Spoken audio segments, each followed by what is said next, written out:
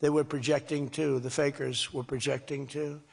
And if we keep deregulating and adding more capacity, like I saw today at Ford, and if we don't raise interest rates every time good news is mentioned. In the old days, I'm probably old. I used to be up at these lecterns and I'd say, I'm younger than pretty much everybody in the room. Now I say I'm older than pretty much everybody in the room.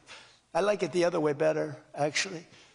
But you're too young. But in the old days, when you had good numbers, interest rates would go down.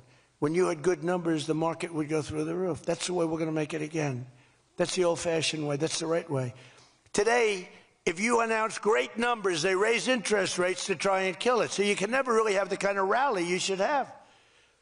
What happens and what we want, we're going to have a lot of great months, a lot of great quarters. I want the market to go up.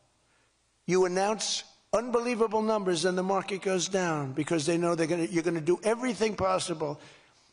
In the Fed, we have a real stiff in the Fed, but that's for another day. But they raise rates. So everyone says, oh, they announced great numbers. It's great, great, great. And the market goes down because they immediately raise rates. No. When the market goes up, they should lower rates. You want to see 20% and 25%? You want to see what we can do? We've got to go back to an old standard. When there's good news, the market should go up, not go down. Does that make sense to everybody? And that's the way it used to be for most of the time. That's the way you make a country great. But our growth potential is unlimited and could be much higher if we went back to sanity. We're not doing it anymore. We're talking about the head of the Fed, and I want somebody that when the market is doing great, interest rates can go down because our country becomes stronger. See, you view it differently. Our country becomes stronger, and therefore interest rates should go down, not up. They kill every rally. If it's, no matter who, if it's beyond me as president, it's no matter who's president. You have a good quarter, and they want to kill it because they're so petrified of inflation. And growth and inflation don't necessarily go hand in hand. You can have growth and very low inflation. In fact, oftentimes growth is good for low inflation. So we're going to work on that, Scott, right? I think we're going to work on that very hard. I mean it so strongly. It's sickening. We announce good numbers, and we see the stock market drops 300 points. I say, what the hell is going on? Do you agree with me? It should be just the opposite. All right, Scott agrees, so I'm very happy about this. That means if he didn't agree, I wouldn't do it. But we're already growing double, triple, and even quadruple the speed of almost every other major economy on Earth. We're the #1 economy on Earth, too. And the results are in, and the Trump economic boom is officially begun. It's really begun almost from the beginning. It almost begun, if you look at it, really from November 5th. On another metric, just before the election, it was almost impossible to get people to join the military. We had the worst enlistment in the history of our country, the worst. You couldn't get people for the Army, the Navy, the Air Force, the Marines, Space Force, the Coast Guard. You couldn't get people. And since right after the election, but especially since after January 20th when we took office, we have now the strongest enlistment we've ever had in the history of our country. We've never enlisted people so quickly, so easily. And we enlist by merit now. We won a Supreme Court case that said you hire by merit. You go to college now by merit. Everything's by merit. Our country became great because of merit. And we have done some job. But think of it, a year and a half ago, we had the worst enlistment in history, and now we have the best enlistment. Things like that don't happen. You might go from the bad enlistment to okay, but you don't go from the worst in history to the best in history. But that's what we've done, every one of them. And that includes police and firefighters. It was very hard to get police. It was very hard to get firefighters, and now everybody wants those jobs. In 4 years of Biden, they secured less than $1 trillion of new investment in the United States. So 4 years, less than $1 trillion. In less than 1 year, I have secured commitments for over $18 trillion from all over the world, the most ever for any country.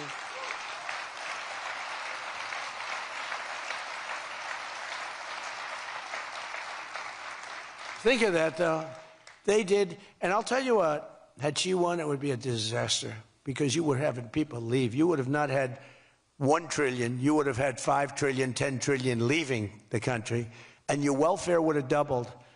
when you look at what's going on in Minnesota, is that a disgrace? Is that a disgrace? But we'll talk about that. Under Biden, we had the highest trade deficit ever recorded, losing more than $1 trillion every single year. How about that? It was killing Michigan, and everywhere else in our country was being absolutely destroyed. But in a matter of months, largely because of tariff income and the election result, we've slashed that gaping trade deficit by, in a short period of time, 62, it just came out, 62%. People are stunned. The fake news back there, look at those cameras rocking and rolling. No, the fake news back there is, they're very upset about it, actually. But they're stunned. They can't believe it. We cut our trade deficit in actually 10 months was when the number came out. We cut it by 62%. It's going to go better than that now. The stock market is now the highest in history since the election. We've set all of those records, and I think an all-time record that's so important to me because so many people have them is boosting 401ks and retirement accounts for millions and millions of Americans, people that are in the police departments, the fire departments, people that are construction workers. A policeman came up to me recently, a nice guy guarding me. He's a perfect guy to guard me. He was a massive guy, big, strong guy. He said, "Sir, you made me look so good in front of my wife. My wife thought I was a horrible investor because every time I invested, we lost money. And we have a 401k, and I'm up like 85%. She thinks I'm Warren Buffett. She thinks I'm brilliant. She's now calling me brilliant. It makes my life much easier. I love my wife much more now. She calls me brilliant every time." I said, "Don't worry, you're going to do even better for the next 3 years."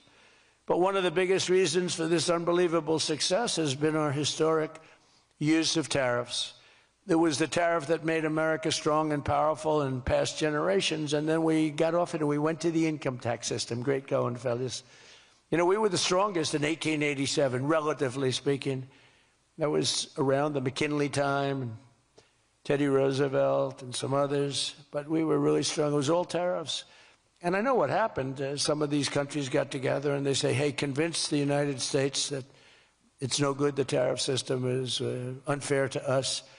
And so some genius, I know who, I don't want to get into it, but some genius said, "Oh, let's go to an income tax system." So instead of foreign companies and countries paying everything, the people started paying. And then after that, you had a depression, but that was a long time. That was in like 1913, you had the tariff switched into income tax.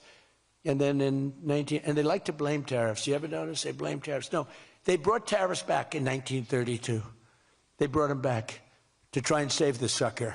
But it was in 1929, because a lot of people, you know, the anti-tariff people. Now, an anti-tariff person is a pro-Chinese person, like Coke. This guy's fought me in every election I've ever been in, and I've kicked his ass.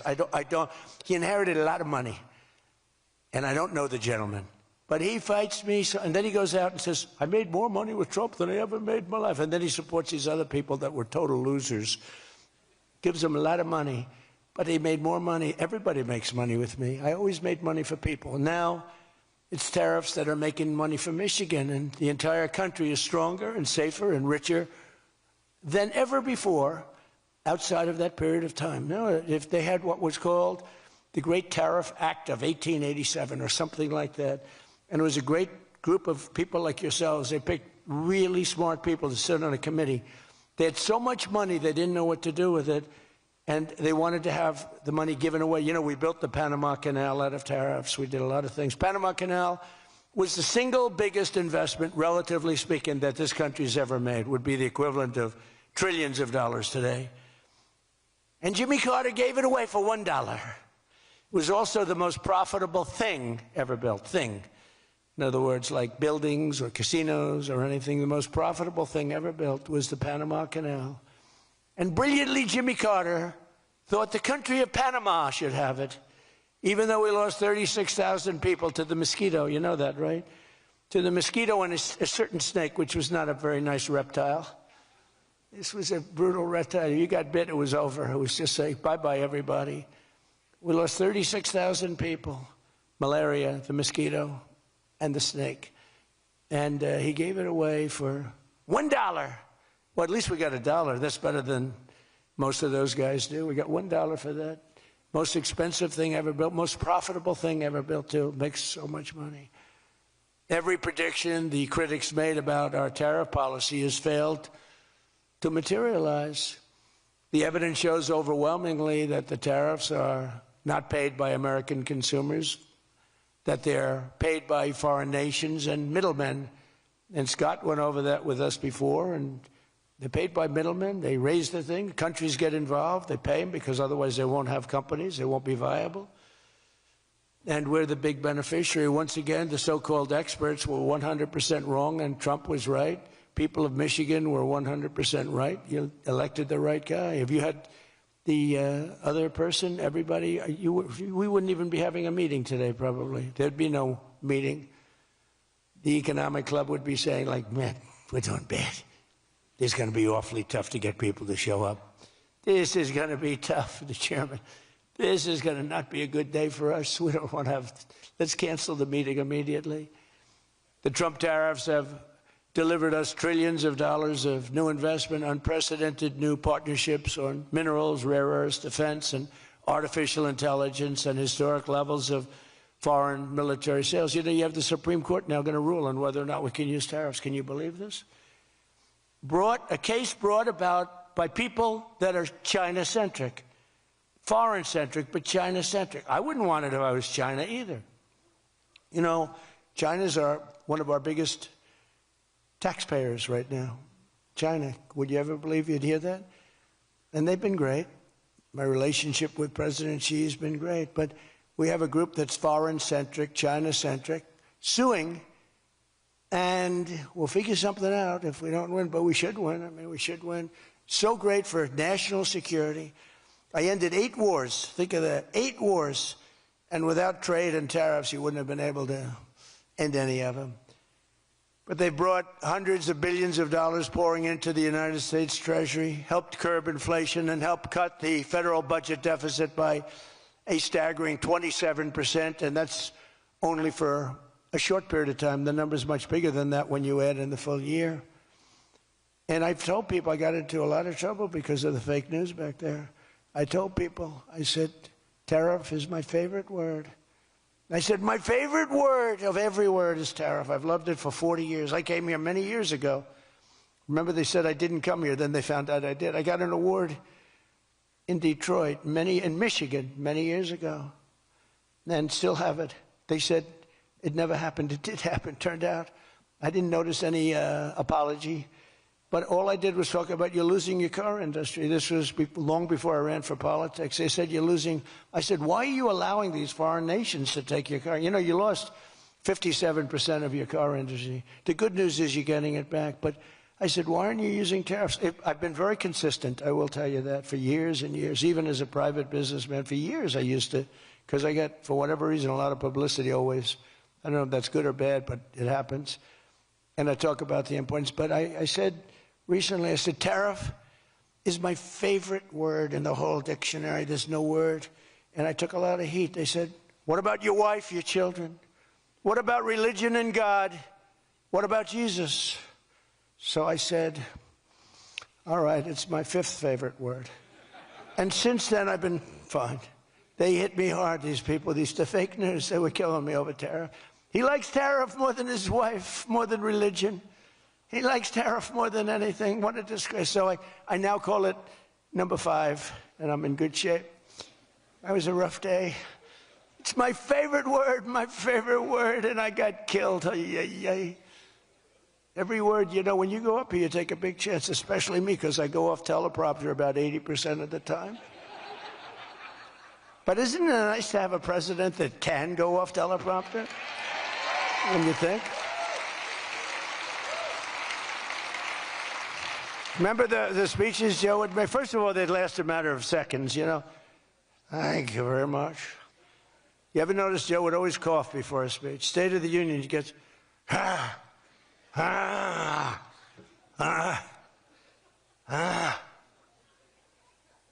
ladies and gentlemen.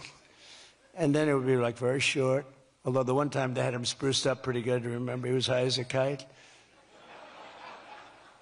He was floating, he was up there way up. That was a bad speech. But, hey, he got through it, you know, he got through it. If you call it getting through, This country was so, can you imagine allowing 25 million people into our country, many of them criminals, many of them murderers? What he did to this country, what they did, because it was the people surrounding that beautiful, resolute desk. But just as I promised you that I've imposed a 25% tariff on all foreign automobiles, I'm standing up for the American auto worker like no president has ever stood up before. You know, those tariffs are keeping the foreign auto workers. Now, if they want to come in and build a plant and hire you and hire your friends and your neighbors, that's great. I love that. Let China come in, let Japan come in. They are. And they'll be building plants, but they're using our labor. U.S. auto factories are now seeing more than $70 billion of new investment. Think of that. They were leaving. They were all going. They were going in the opposite direction. Now they're pouring back. It's the greatest. Nobody's ever seen anything like it. And much of that money is coming right here to the car-making capital of the world, Detroit. You lost, I mean, so many places. Since I took office, Ford has announced it will invest $5 billion across its Michigan and Kentucky plants, creating 4,000 new jobs. GM is moving production of the Chevy Blazer and Equinox from Mexico right back here to America. Right? Is my favorite auto worker here by any chance? You know who I'm talking about? What happens? Where's Brian? Brian, oh, I see. He made some cash. He's out to Florida. Oh, he's been very disloyal to Detroit. We're going to have to. He is such a great guy, right? Man, that guy fought for me when it wasn't the popular thing to do. He fought for me from day one. Well, you tell him I said hello to him, all right? That guy, he got it. 4 years ago, he got it, right at the beginning. He understood it better than anybody, better than the great economists. They had no clue. And Stellantis is investing $13 billion to expand its U.S.-based manufacturing plant by more than 50%. Stellantis doing a good job. Never before has an administration achieved such sweeping and dramatic turnarounds as has taken place just in this very short period of time. I mean, you're talking about 11 months. 11 months and you have a different business. 11 months and you're booming. I just spoke to an AI guy, and that's booming too. You know, we're leading China in AI by a lot. I'm letting them build their own electric plants because people are saying, you know, the amount of electricity they need twice as much as electricity currently in the United States for every other business, home, factory. They need double. So I said, we can't do that. And then I had the idea. When they build these $50 billion plants, I'm going to let them build, and they're already building big electric plants, take care of their plant. And any excess electricity, they'll sell it back to our country. It's an unbelievable, and therefore, we're going to build, I think if they really add it, you know, you hear how much, and I have great respect for China, but you hear they're building a lot of electricity, but we are too. But we're having it built privately. They're going to own their own electric. They're becoming their own electricity producer. And when they heard this idea, they thought it was great, but they didn't take it seriously because they said it's too good to be true. But then they realized that I was serious. So we're getting them 2- and 3-week approvals.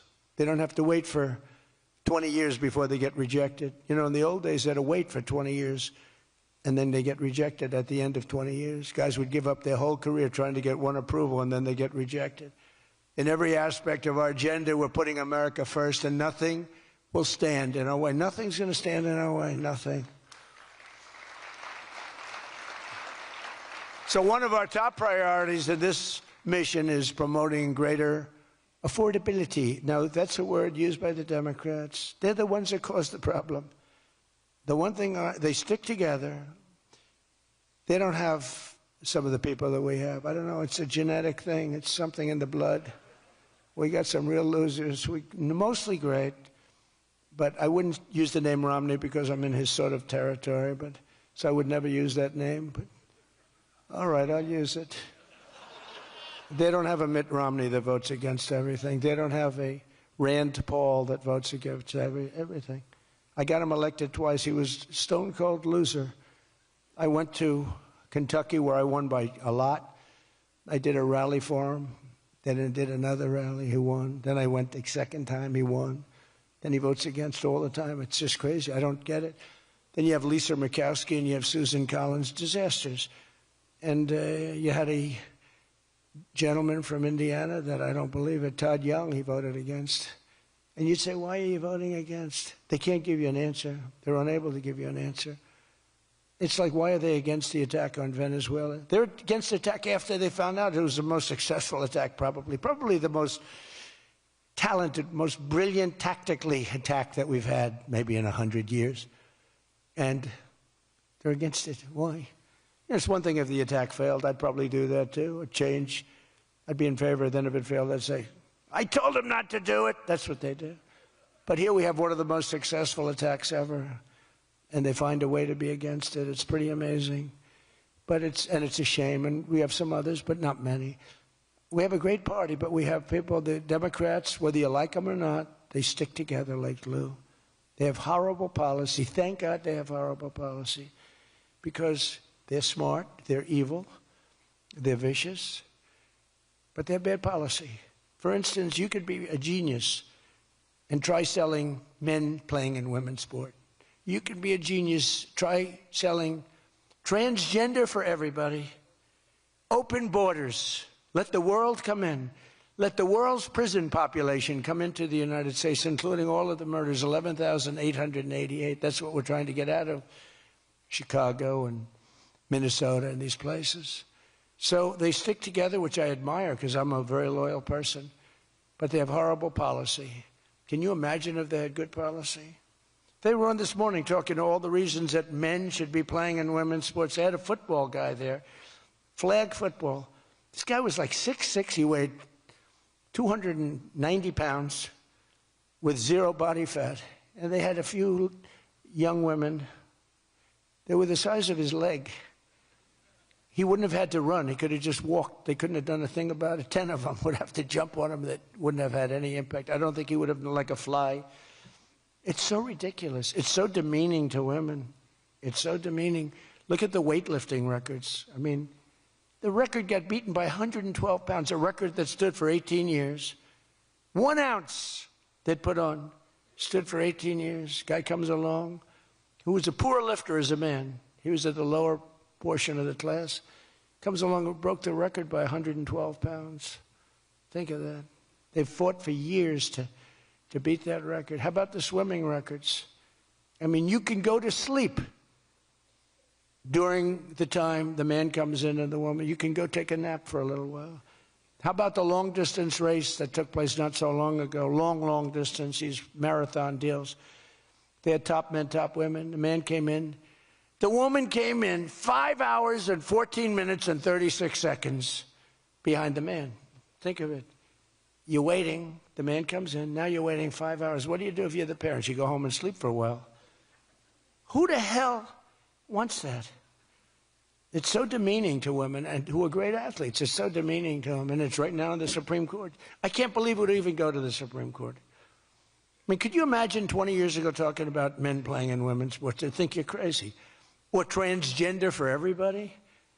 If you said there will be no mutilation on children, that's one of my standing lines. We will not allow the mutilation of a child. Can you imagine having to say that 15 years ago? People would say, is that guy crazy? Of course we won't. But we're living in a different time. It's a crazy time we're living in. After real wages plummeted by $3,000 under Sleepy Joe Biden, real wages are up by $1,300 in less than 1 year under President Trump. For construction workers, wages are up $1,800. Don't forget, they were down $3,000. Factory workers over $2,000, and for many other workers, over $5,000. And I just gave the military, because we're doing so well with taking in so much money with the tariffs, I just gave them $1,776. You saw that, right? Did you see that? They had 75, and I said, you know, if you had $1 more, it's $1,776. They said, that was a good idea. We could afford $1 more. We gave them $1,776.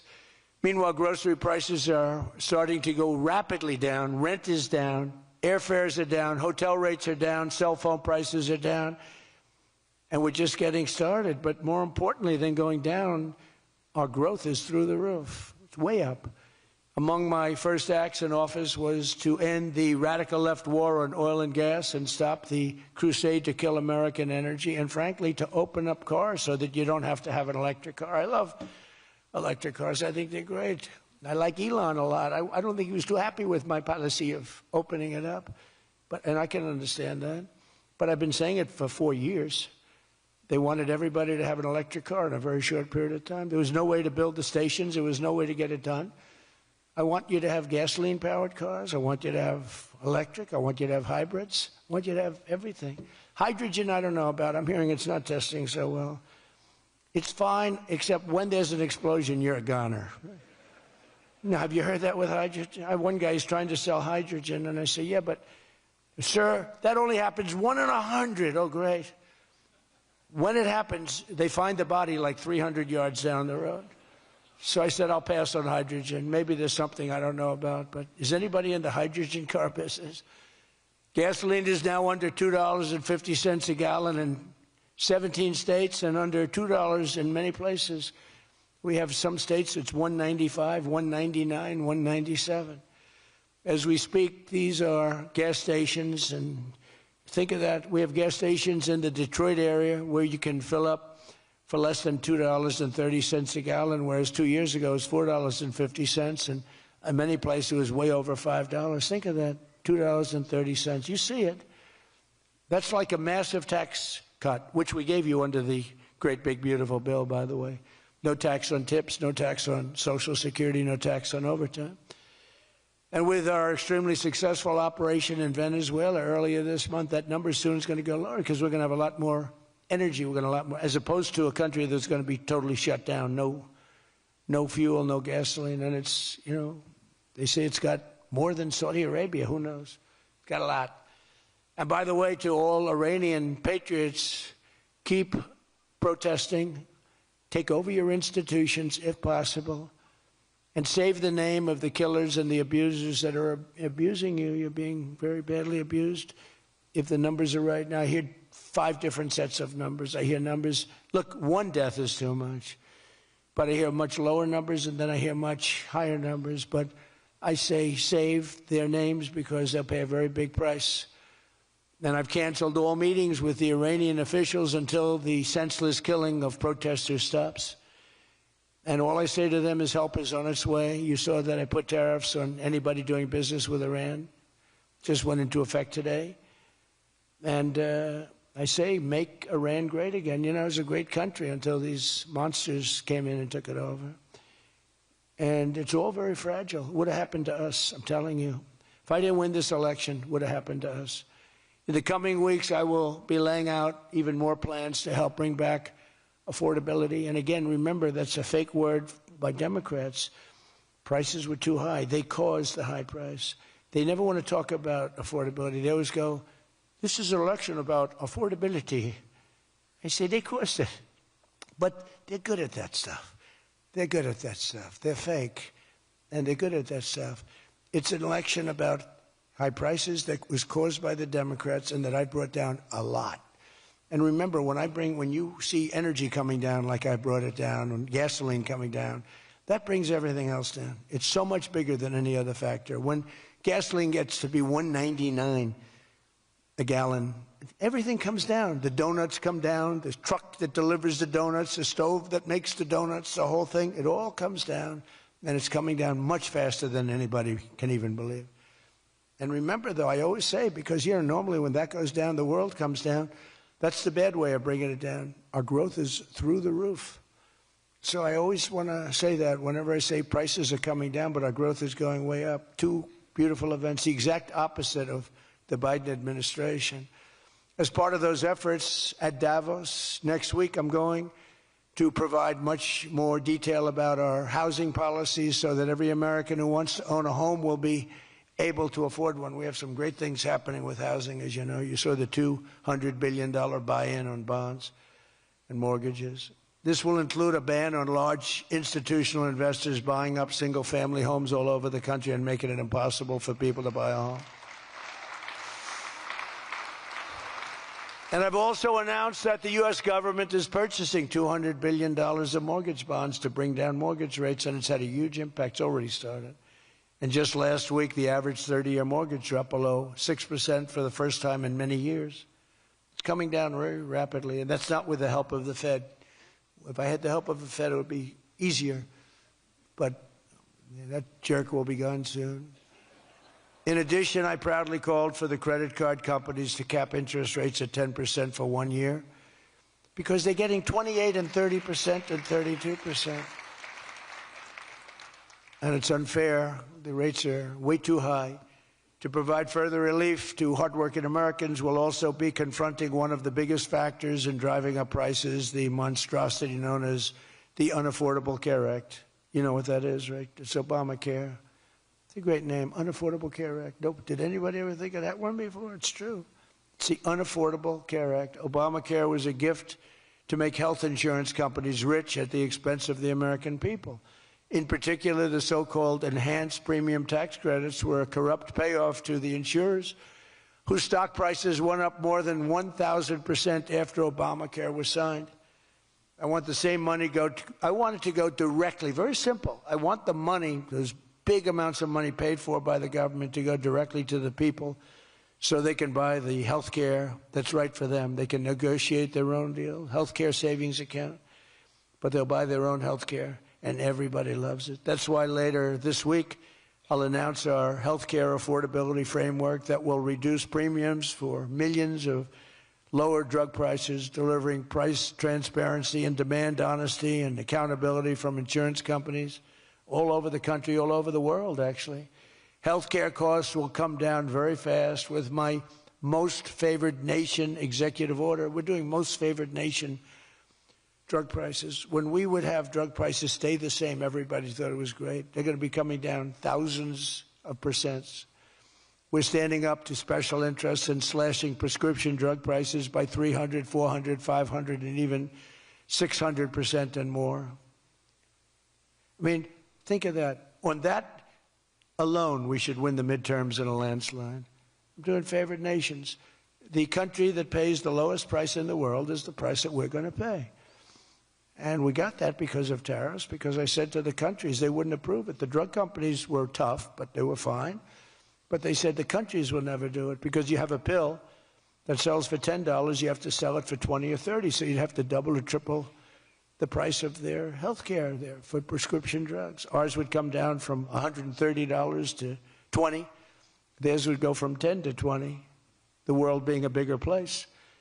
And it was unbelievable, but the countries wouldn't do it. So I called the countries. I said, if you don't do it, then I'm going to put a tariff on you. And the tariff's going to be 20 times more than the cost that you're having to pay for fair health care.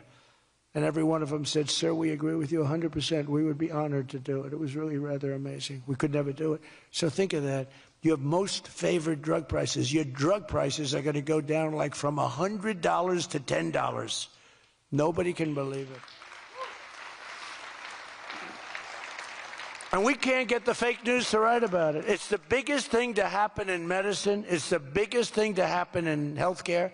And I cannot get the New York Times, I cannot get anybody to write about it. When we got it done and we announced it, it was on a page way in the back of the New York Times. Same with others. They don't want to talk about it. You know why? Because it's so good. It's the biggest thing to happen.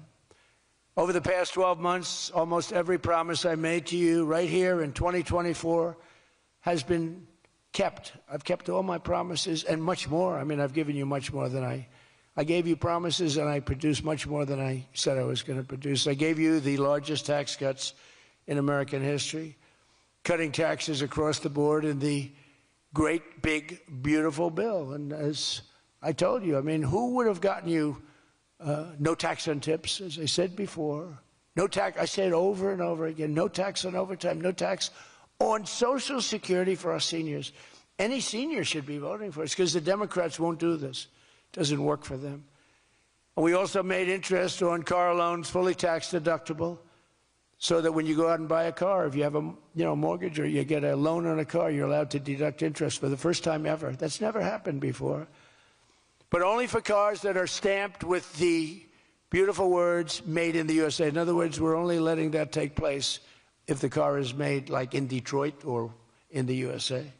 Our tax cuts also provided 100% bonus depreciation on all new equipment and capital investments, meaning that for any manufacturer looking to bring production back to America, you can write it all off, everything, not in 38 years, not in 44 years, in 1 year. You write the whole thing off in 1 year. That's the biggest thing there. I think that's the biggest thing. That's the big job producer. And I've cut an unprecedented number of burdensome regulations. We're #1 in the history of our country in cutting regulations. I promise to cut 10 old regulations for every 1 new regulation. So if we put on a regulation, the only way I'll allow it to happen is if the secretary, like Scott Bessent, cuts 10 old regulations. But instead, last year we actually cut 129 regulations for every 1 that we put in. Think of that. So nobody's ever cut regulations like I have. I terminated the insane electric vehicle mandate and ended the war on internal combustion engines once and for all. Those engines were gone. And some people like them. And if they like them, great. And if they like electric, if they like any form of propulsion, any way you want to propel your car is okay, except for a couple of them, as I discussed. I permanently stopped Joe Biden's ridiculous CAFE standards. You know what the CAFE standards are? They're standards that make it impossible for you to build a car affordably. They make it impossible for a car to really work right. The CAFE standards sound so nice. The CAFE standards, it's environmental standards that are impossible to meet. And we're canceling the EPA's absurd tailpipe emission standard, one of the worst ever. And I revoked the California emissions waiver to stop San Francisco communists from regulating automobiles all over our nation, all over our world. Boy, I have done so much for the car industry. It's crazy. Nobody thought it was possible to do this. And that's why your industry, and not everybody's in the car industry. How many people are in the car industry in this room, in one way or another? That's a lot, relatively. That's not bad. Another urgent priority for bringing down the cost of living is to stop the colossal fraud that is bleeding American taxpayers absolutely dry. The fraud being committed by the Somali population in Minnesota. Have you heard of them? They're lovely people. Is monumental. And California, Illinois, New York, and others are just as bad. Our country has been losing over $500 billion to fraud every single year, but those days are over. We have the best group you've ever seen assembled going after fraud. In Minnesota, we're cracking down on the Somali scams, ending the brazen and shameless theft of taxpayer dollars. Well, it's going on in Maine, too, with Somalis. You know, and they don't take our ships anymore. You know why? We hit them with the same missile that we used to hit the drug dealers coming in with the boats. You know, we have drugs coming in by sea down 97%. You've seen that? 97%. And we're trying we're really trying hard to find out who the hell is the other 3%. But we have them down 97%. And we're going to start hitting them by land, too. The hard part is done. By sea, nobody's coming. It hasn't been great for the fishing industry, however. Those that have a fishing boat, they're having a hard time getting customers. But you can't have everything. Nobody wants to go on boats. Nobody wants to go like 25 miles an hour. When you see a boat with 5 engines on the back of it going 65 miles an hour, and it's loaded up with hundreds of bags that you see cellophane with white, typically it's not fishing. How about the couple of submarines we took down? We took out 2 submarines, and the Democrats say they were fishing. No, they were submarines. They were actually, they build a very fast, it's a drug-carrying submarine. They have a lot of money. And we took them out, and the Democrats claimed that they were fishing. We shouldn't ruin people's beautiful fishing journey. It's unbelievable what we have to go through. It's really a shame, actually. We've frozen all children's payments to those states that we're talking about, and we will now require proof of attendance in order to receive federal funding for child care or any of that. How about all these child care places in Minnesota where there is no children? They go there, they get paid millions and millions of dollars. The biggest operation in all of Minnesota had no children. And we pay millions of dollars. They're scammers. They're scammers. They always will be.